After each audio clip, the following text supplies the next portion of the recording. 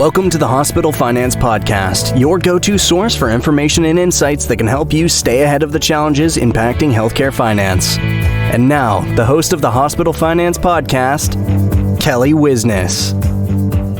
Hi, this is Kelly Wisness. Welcome to the award-winning Hospital Finance Podcast. We're pleased to welcome back Cody Bales, a senior reimbursement consultant here at Besler. In this episode, we're going to discuss organ acquisition. Thank you so much for joining us today, Cody. Thanks, Kelly. Good to be with you again.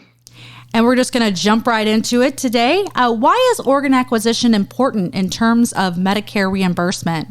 Reporting of organ transplants and acquisition costs is really an extremely important area for hospital reimbursement. So hospitals that are certified by CMS as certified transplant centers, sometimes just referred to as CTCs or TCs, are eligible to receive pass-through reimbursement from Medicare for the cost of acquiring organs for transplant. Specifically, hospitals will receive cost-based reimbursement for the Medicare portion of total acquisition cost. This is inclusive of several types of organs: kidney, heart, liver, etc. And it's also important to understand that the amount of payment that hospitals receive for acquisition in a given year is calculated and paid through the annual Medicare Cost Report, which is to say that the reimbursement happens entirely separate from the facility's regular IPPS payments.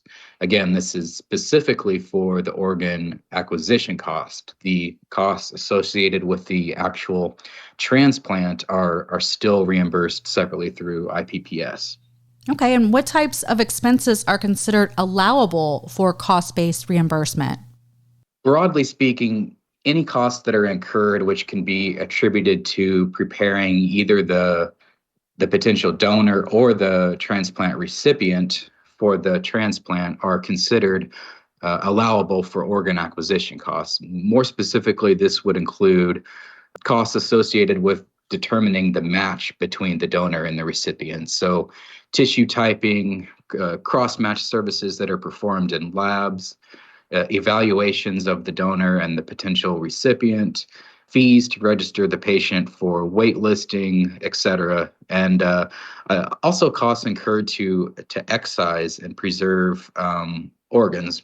And then, of course, the cost of purchased organs when they're acquired from an OPO, that would be includable. The cost of transporting organs to and from the facility.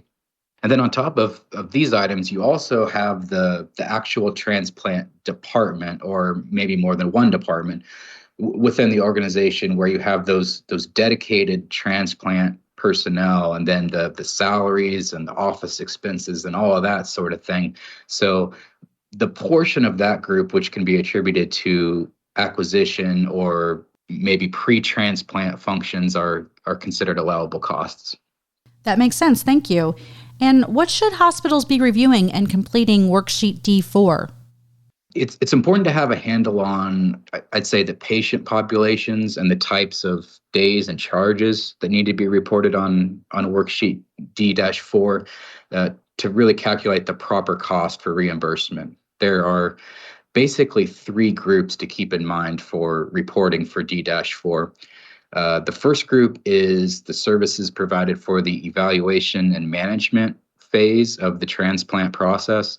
Essentially, all of the services that are provided in the pre-transplant timeframe leading up to the admission of the patient to the hospital for transplant. So these services should be reported on the appropriate lines on worksheet D-4 and should include services for, again, both the donor and the recipient. Since we're talking pre-transplant for these types of services, this is all considered acquisition. And the second group then is more specifically for the donor and includes all of the hospital services necessary to obtain the organ from the patient. So this would, of course, include the operating room charges, but also charges for the hospital bed and the room, drugs and supplies, essentially everything the hospital provides for that organ donor and their stay at the hospital. The third group is to capture the days and charges associated with excising an organ from a deceased donor, including the services that would be performed to keep the organs viable and usable for an eventual transplant. And these organs are then generally sent to the OPO. And then in addition to the reporting of days and charges for these three groups of services, Worksheet D4 will add in the direct, as it's called, organ acquisition cost, which would include the transplant department that I discussed and the major cost of purchasing of the organs and that kind of thing. And then finally, you have the Medicare ratio, which the facility must calculate and report. Those are some great tips, Cody. Thank you. How is the Medicare ratio calculated? The idea behind the Medicare ratio is to determine Medicare's share of the total acquisition cost that will be due to or reimbursable to the hospital from Medicare. So that requires a Medicare to total calculation. Total organs would include organs purchased for transplant as well as organs excised at the facility, excluding any organs that are deemed not usable for transplant.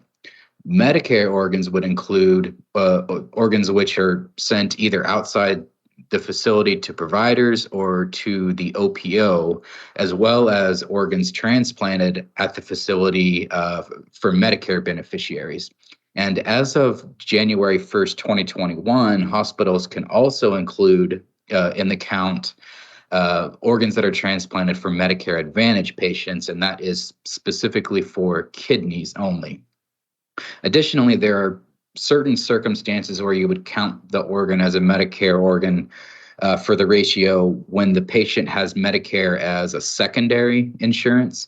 These situations involve specific calculations that have to be done and certain criteria that have to be met, basically involving Medicare's potential payment liability for these patients. Thank you for that information, Cody.